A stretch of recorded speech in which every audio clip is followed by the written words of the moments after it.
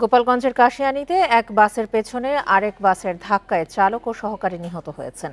দুর্ঘটনায় আহত হয়েছেন ১০ জন। সকাল 10:15টার দিকে ঢাকা খুলনা মহাসড়কের হিরণ্যকান্দি এলাকায় এই দুর্ঘটনা ঘটে। পুলিশ জানায়, ঢাকা থেকে খুলনাগামী টুঙ্গিপাড়া এক্সপ্রেসের একটি যাত্রীবাহী বাস খুলনায় যাচ্ছিল। হিরণ্যকান্দি এলাকায় পৌঁছালে সাম্পান রেস্টুরেন্টের মধ্যে ঢোকার সময় সোহান পরিবহনের একটি বাস পেছন থেকে ধাক্কা দেয়।